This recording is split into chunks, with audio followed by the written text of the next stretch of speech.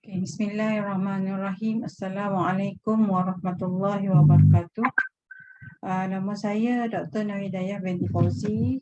Saya daripada Jabatan Fiqh dan Usul Akademi Pengajian Islam Siti Melaya. Jadi pada minggu ini, iaitu pada minggu yang keempat, kelima dan keenam, antum semua akan bersama dengan saya lah untuk pada sesi ini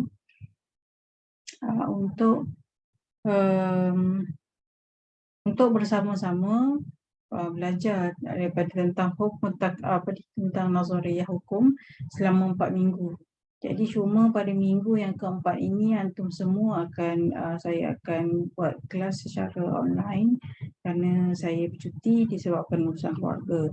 Jadi untuk minggu ini kuliah akan secara online lah.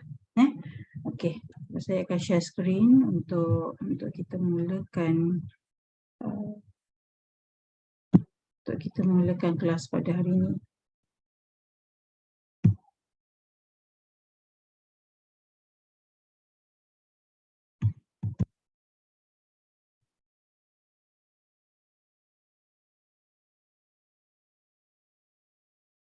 Okey, nampak ya?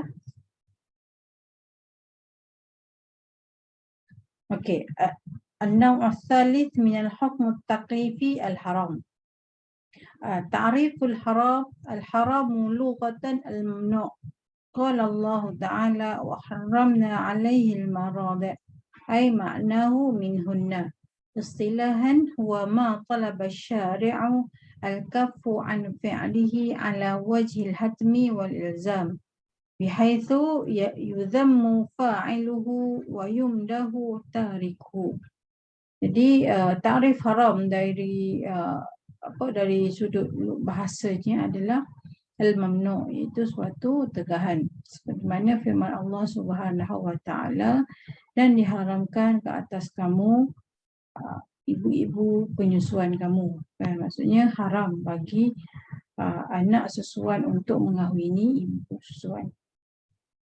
Istilahan huwa ma talaba syari'u al-kaffu an fi'lihi ala wajhi al-hatmi wal ilzam bihaitsu yadhummu fa'iluhu wa yumdahu tarikuhu. Jadi dari sudut istilahnya haram ini adalah merupakan satu tuntutan oleh Allah Subhanahu wa taala, satu tuntutan tegahan, al-kafur, tegahan daripada melakukannya ala wajhil hatmi, dalam bentuk yang mesti dilakukan ataupun perlu ditinggalkan. Bihaitsu yadhummu, kan, maksudnya sesiapa yang melakukannya maka perbuatan tersebut akan mendapat celaan ataupun berdosa, wa yumdahu tariku, dan dipuji ataupun mendapat pahala apabila meninggalkannya. Kaifa yu'raf al-haram? Yustafadu at-tahrim min isti'mali lafzi yadullu ala at-tahrim min dhalik. Awalan lafzul hurmah. وقوله تعالى حرمت عليكم أمهاتكم. Dan هذه الآية تدل على حرمة نكاح الأمهات. Dan ayat ini menunjukkan bahawa haram untuk menikahi ibu-ibu kita lah. Hurrimat, kan, lafzu hurrimat maksudnya secara nyata menyatakan tentang lafaz hurrimat. Wa qawlihi ta'ala wa ahallallahu al-bay'a wa harrama ar-riba. Kan, ini hurmatul riba. Jadi secara jelas ada ayat ataupun secara jelas dinyatakan terdapat lafaz haram ke atas sesuatu perkara, iaitu riba. Okey, thaniyan,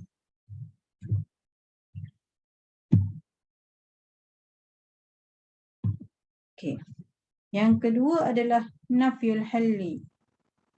Nafyul halli ka qauli sallallahu alaihi wasallam, la yahillu malun imri'in muslim إلا بطيب من نفسه. هذه الآية تدل على حرمة أخذ مال آخر بغير رضا مالكه. Jadi dalam hadis Nabi SAW ini menyatakan tidak halal bagi seorang Muslim mengambil harta orang lain kecuali dengan bitibin, iaitu dengan kerelaan hatinya. Jadi haram untuk manusia ataupun haram bagi kita untuk mengambil harta orang lain tanpa keizinan dan juga tanpa redha pemiliknya.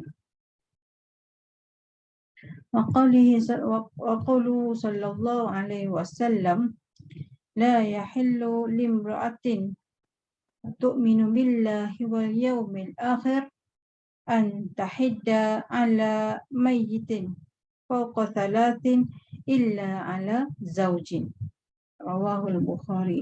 هذه الآية تدل على حرمة الإحداث فوق 3 ليال لغير زوجة.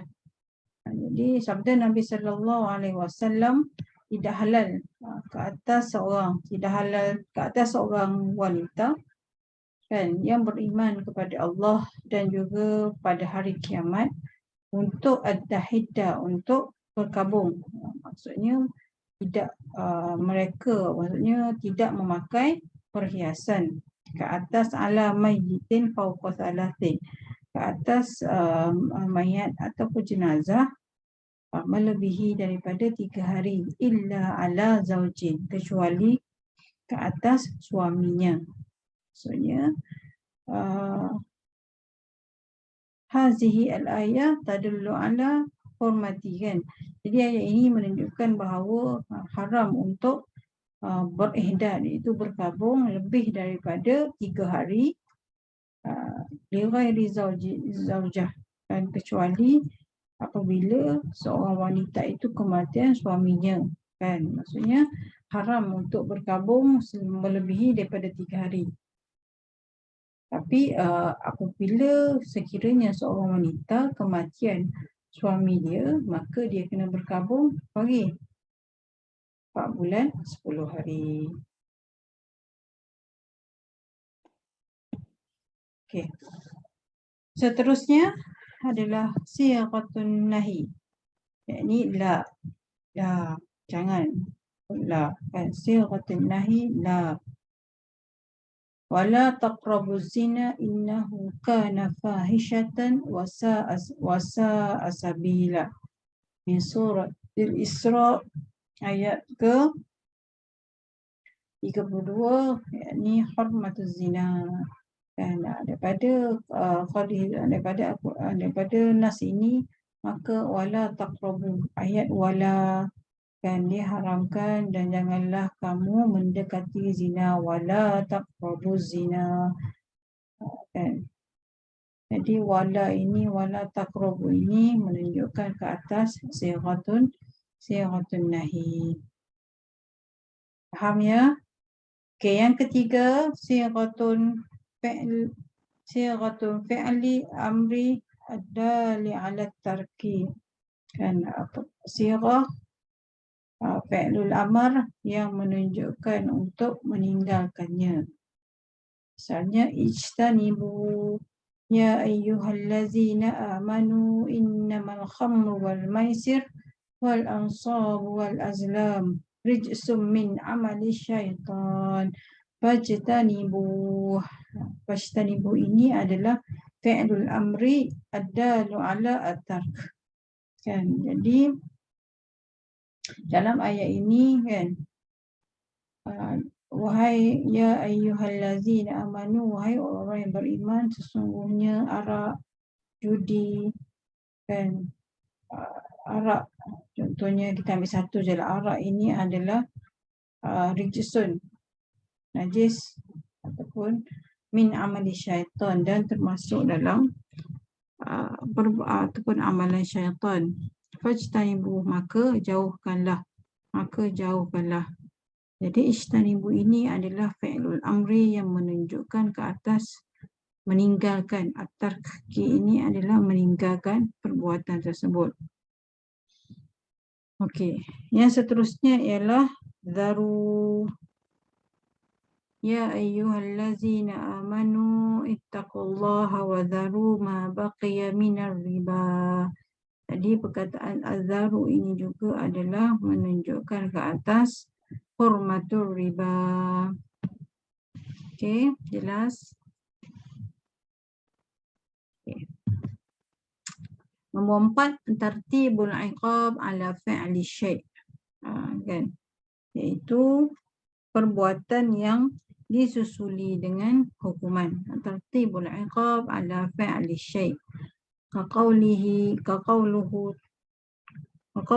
ta'ala was-sariqu was-sariqatu faqta'u aydiyahuma. Yani hurmatus sadaqah sariqah.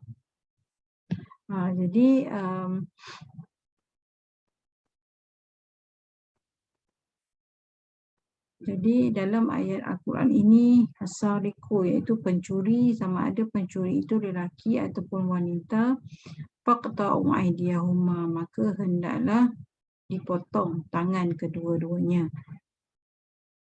Faqta'u aydiyahuma ini yang dimerahkan ini, maka ia adalah termasuk dalam tartibul iqab ala fi'li syai'.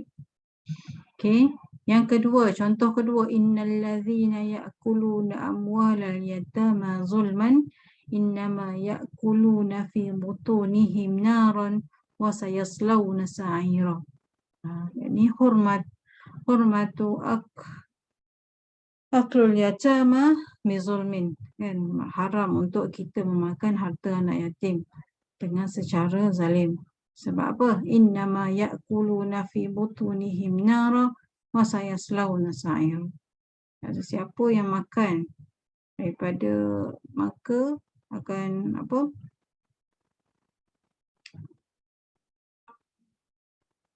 Sekejap.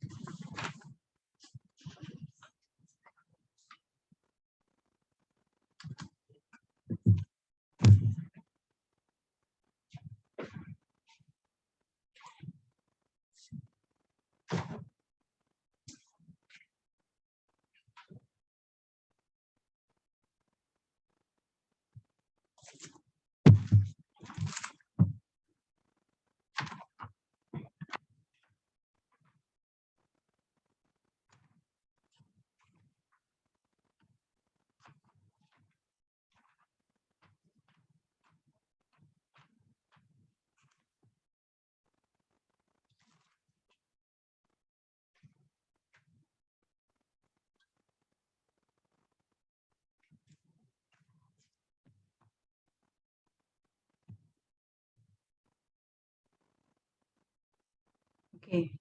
Apa yang dimaksudkan daripada surah An-Nisa adalah sesungguhnya, kan, innal ladzina, sesungguhnya mana? Okey, innal ladzina ya'kulu amwalul yatama, sesungguhnya orang-orang yang memakan harta anak yatim secara zalim, innama ya'kuluna fi butunihim nara. Sebenarnya mereka itu menelan api sepenuh perutnya, wasayaslawna sa'ira, dan mereka akan masuk ke dalam api yang menyala-nyala, iaitu neraka. Jadi perkataan innama ya'kuluna fi butunihim nara wa sayaslawna sa'ira ini menunjukkan bahawa tertibul iqab ala fi'li syai'. Kesan daripada seseorang manusia yang memakan harta anak yatim secara zalim, maka hukumnya adalah ya'kuluna fi butunihim, seolah-olah dia menelan api ke dalam perutnya dan akhirnya akan masuk api neraka. Okay. Yang seterusnya, wallazina yarmunal muhsanat summa lam ya'tu bi arba'ati syuhada fajliduhum thamanina jaldah. Kan hurmah qazfu hurmah qazaf al-muhsanat bi ghairi syuhud. Sesiapa yang haram ke atas al-muhsanat bi ghairi syuhud, qazaf. Wallazina yarmuna al-muhsanat summa lam ya'tu bi arba'ati syuhada fajliduhum thamanina jaldah.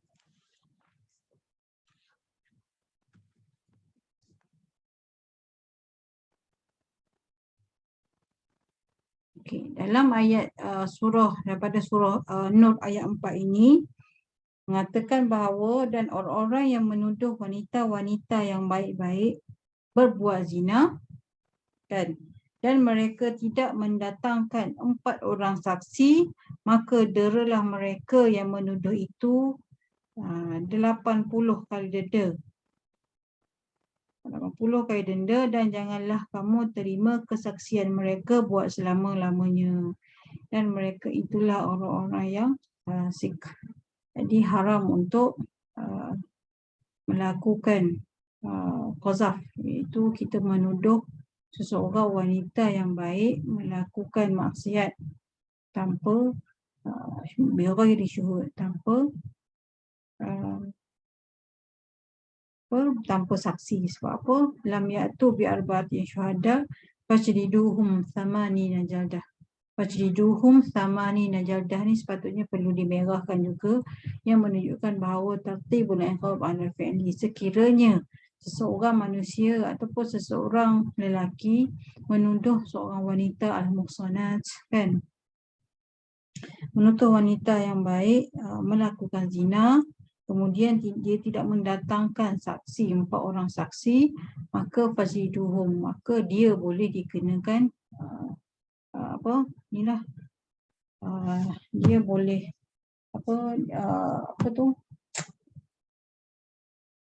dia akan dikenakan hudud, iaitu hak qazaf, kan. Dia akan dikenakan hudud 80 kali sebatan, serta kesaksiannya tidak akan diterima. Wala taqbalul lahum syahadatan abada. Mereka tidak akan diterima kesaksiannya buat selama-lamanya. Besarnya hukum ke atas orang yang menuduh perempuan baik melakukan zina.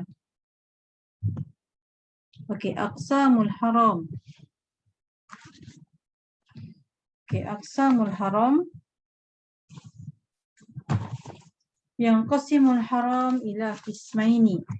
Awalan, haram li zati, wa huwa ma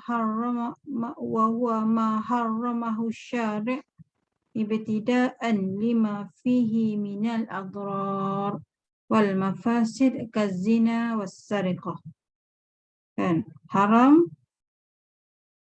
saya baca dulu وقد يباه بعض الأنواع المحرم لذاته عند الضرورة مثل حل أكل الميتة وشرب الخمر عند خوف الهلاك.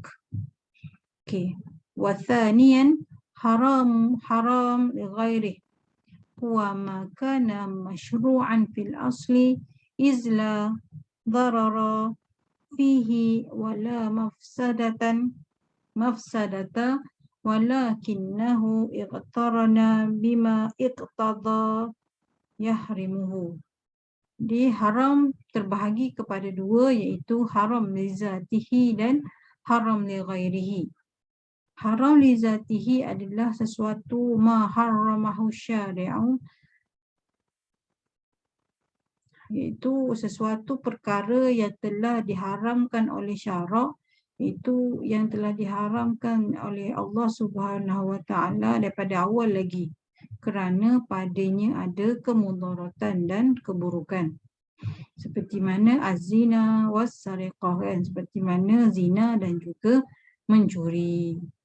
Waqad yubahu ba'dul anwa'il muharram li zatihi 'inda ad-darurah.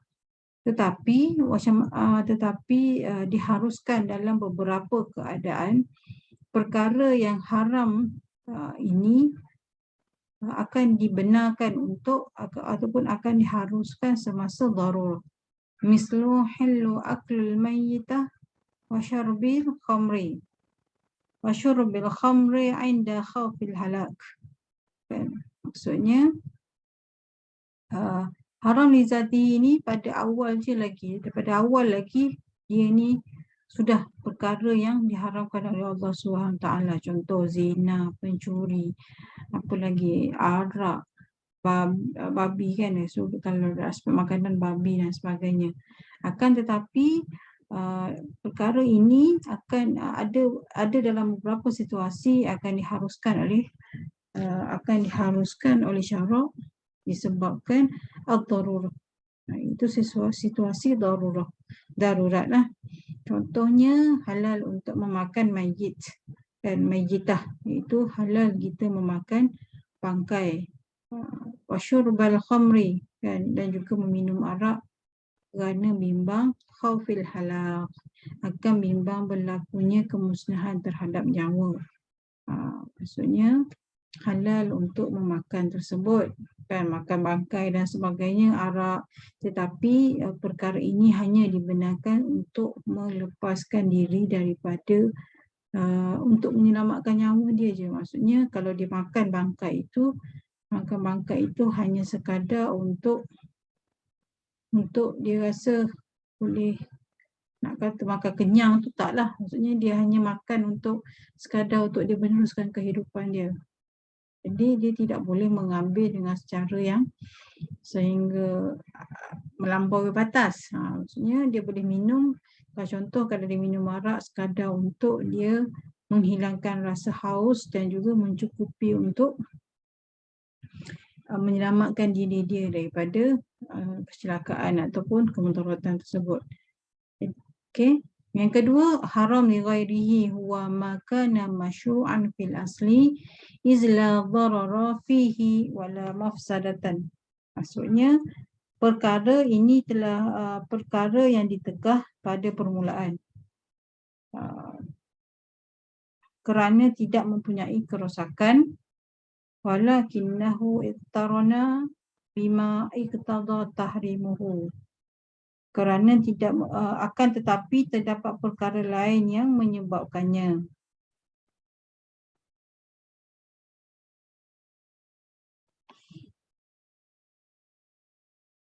Jadi maka masyru'an fil asli pada contoh dia, saya bagi contoh supaya kamu fahamlah.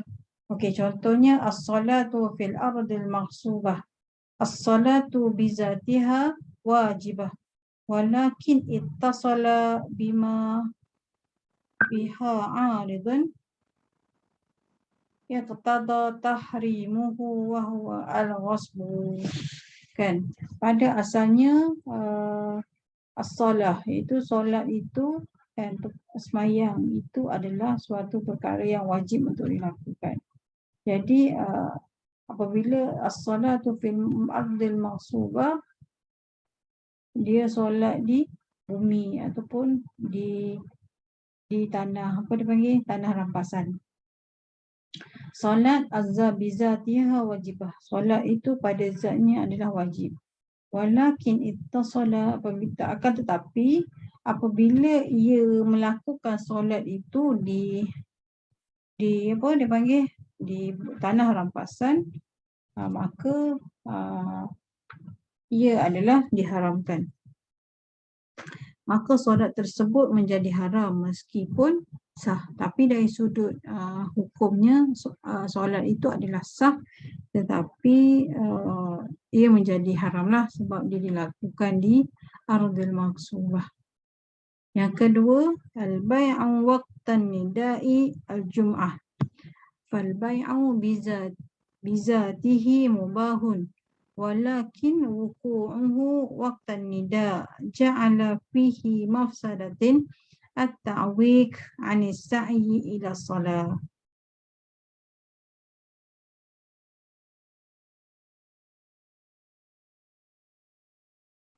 Okey, kan al-bai'u waqtun nida', jual beli pada waktu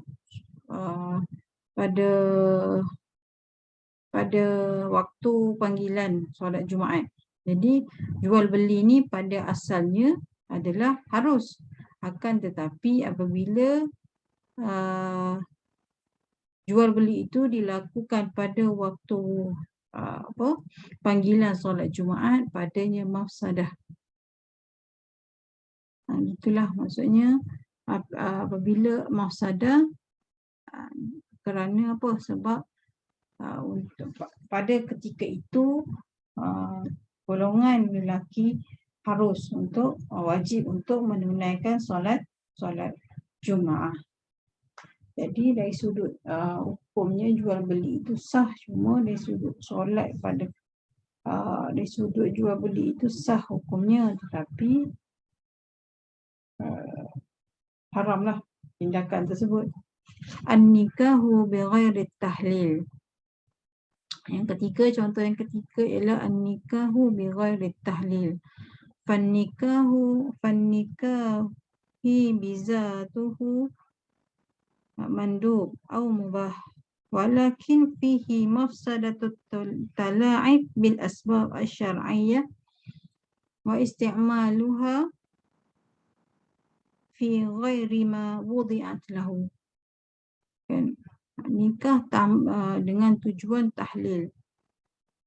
Apa nikah tahlil? Nikah tahlil ini adalah nikah yang tahlil ni, kalau bahasa ni dipanggil nikah Cina buta tu.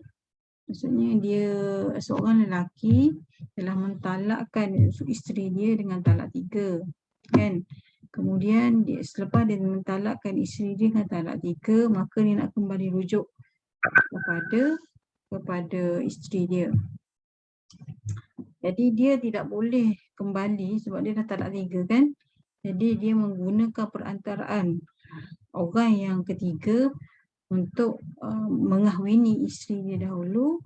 Jadi lepas tu lelaki itu akan menceraikan isteri dia, barulah dia ni yang suami dia tadi, bekas suami dia, boleh mengahwini semula bekas isteri dia. Faham ke? Fannikahu bizatihi mandub, kan? Jadi nikah ni dari hukum asalnya adalah mandub ataupun mubah. Boleh, harus ataupun harus dilakukan. Suatu perkara yang digalakkan dan juga diharuskan. Tetapi apabila at-tala'i bi asbab syar'iyyah, kan? Tetapi apabila dia menggunakan kaedah itu dengan mempermainkan hukum, seolah-olah mempermainkan hukum, maka hukumnya adalah mafsadatu. Hukumnya adalah haramlah ke atas nikah asalnya boleh. Tetapi apabila dia buat dengan cara yang tidak betul, maka dari sudut tindakannya adalah haram. Wat-talaqul bid'i fat-talaqu mubahun aw makruh walakinnahu ittasala biha 'aridun wa huwa wuqu'ut talaq an haidhi al-mar'ah aw nifasiha. Jadi talaqul bid'i adalah dia menceraikan isteri dia dalam keadaan haid, ataupun dia menceraikan dia menceraikan isteri dia dengan 3 talak sekaligus. Jadi talak itu adalah diharuskan.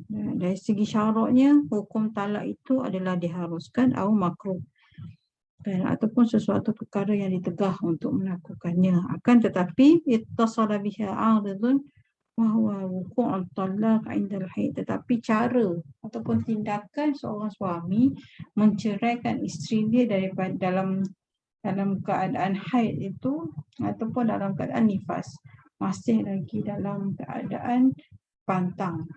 Jadi perkara itu adalah dipanggil sebagai al-haram li ghairih. Tindakannya maka hukumnya adalah haram. Bukan tidak dibenarkanlah, tetapi dari segi jatuh talak, ya jatuh talak dia. Jelas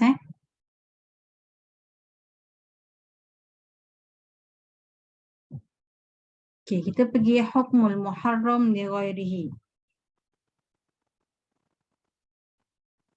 Okey, minal fuqaha man ghalaba aslul masyru'iyyah fa'tabiruhu fi'lan sahihan ma'a wuqu'il ithmi 'alal fi'li. Fassalatu fi ardil ma'subah sahihah ma'a wuqu'il ithmi bil ghasbi. Wa kadzalika al-bai'u waqtun nida'i sahihun ma'al ithmi. Wa minhum man ghalaba jihatu ma ittasala bihil fasad fa'tabarahu fasidan ghairi sahih wa fa'iluhu athimun bi fi'lihi. Okey, hukum al-muharram li ghairihi ini, apa hukum dia? Ada setengah fuqaha mengatakan bahawa muharram li ghairi adalah perkara yang dibenarkan pada asalnya dan juga tidak berdosa. Sekiranya mukallaf melakukan perbuatan tersebut, maka dia akan memberi kesan kepada hukum syarak. Pada asalnya ialah sesuatu yang dimasyru'kanlah, disyariatkan, tetapi dan tak berdosa. Tapi sekiranya dia ataupun mukallaf tu melakukan perbuatan tersebut, maka ia akan memberi kesan kepada hukum syarak. Contohnya, ia macam saya jelaskan tadi, fassalatu, dia semayang di ardil maghsubah, di tanah rampasan perang. Dari segi hukumnya maka sahlah, tetapi diikuti dengan berdosa. Kerana apa? Kerana dilakukan di tanah rampasan. Begitu juga dengan al-bai'u, jual beli. Dan jual beli semasa waktu panggilan solat Jumaat, kan? So dari segi hukumnya, dari segi ini adalah sah jual beli tersebut, tetapi berdosalah kerana apa? Kerana fi waktu nida. Okey, wa minhum man ghalaba jihatu ma ittasala bihi minal fasadi fa'tabaruhu fasidan ghairi sahihin wa fa'iluhu athiman bi fi'lihi. Namun ada juga pandangan yang mengatakan bahawa apabila ada perkara haram yang berhubung dengannya, maka ianya telah berubah menjadi haram dan berdosa untuk melakukannya. Dari sudut kesahan, perbuatan tersebut masih sah dengan merujuk kepada hukum asal pensyariatan. Namun sebahagian ulama mengatakan perbuatan tersebut batal. Ada yang kata batal dan tak ada kesan dari sudut syarak.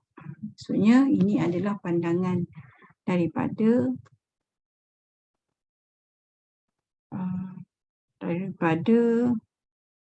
fuqaha lah. Ada pandangan yang mengatakan berdosa dari sudut hukumnya sahihah, tetapi sahihah dan berdosa wal ithim, kan. Ada pandangan yang kedua kata batal dan berdosa serta tidak memberi kesan kepada hukum syarak. Yang pertama tadi sah, yang tadi sah tetapi berdosa dan juga memberi kesan kepada hukum syarak. Tapi pandangan yang kedua kata batal dan berdosa serta tidak memberikan kesan kepada hukum syarak. Okey, tasmiyatul haram wal makruh tahriman indal Hanafiyah. Walau bagaimanapun ada beberapa perbezaan dari sudut haram ini di sisi ulama Hanafi. Awalan al-Ahnaf la yutliquna at-tahrim illa ala ma kana muthbitan bidalilil qat'i la syubhata fihi ka tahrimuz zina was-sariqah. Amma idza thabata bidaliliz zanni fa innahum yutliquna ala makruhan karahata tahrimin kama sayati fil bahthi 'anil makruh.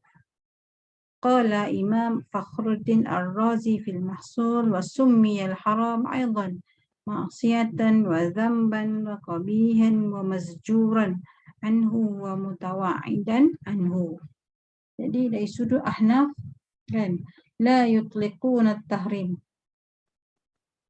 Haram ini hanya muthbitan, yang berkait dengan bidalil qat'i. Kan, kalau haram bagi dari sudut mazhab Hanafi, haram ini apabila dalilnya bersangkut paut dengan dalil qat'i. Apabila dalil qat'i, maka hukumnya adalah haram secara qat'i. Haram terus. Contoh zina, sariqah, kan, benda itu memang dalil qat'i, maka di sisi ulama Hanafi dia kata haram. Benda itu haram. Amma iza sabata bidalil zanni fa innahum yutliquna alaihi makruhan. Jadi apabila ia berkait dengan dalil zanni, maka di sisi mazhab Hanafi ia hanyalah makruhan karahatan tahrim, hanya makruh, karahatan makruh. Kama saya, jadi benda ni akan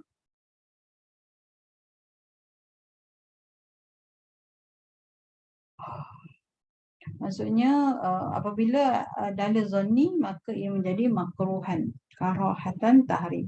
Jadi benda ni akan dijelaskan dalam perbahasan dalam mazhab topik yang satu lagi itu al-makruh. Tapi kalau kata dia tu adalah dalil qat'i, maka ia haram. Kalau dalil zanni, maka ia menjadi makruhan karahatan tahrim. Imam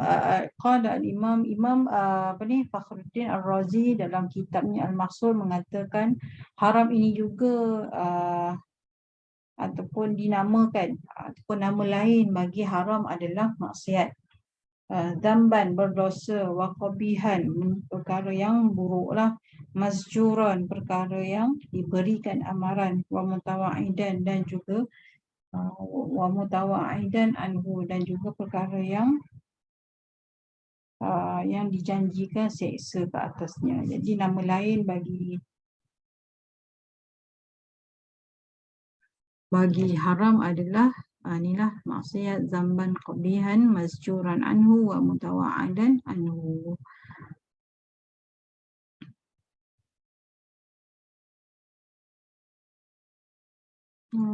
Okey. Setakat ni untuk bab untuk hukum taklifi yang ketiga Al-Muharram, maka ia habis sampai sinilah. Jadi kita akan sambung lagi pada hari Khamis secara online juga tentang Al-Makruh. Okey, Assalamualaikum warahmatullahi wabarakatuh.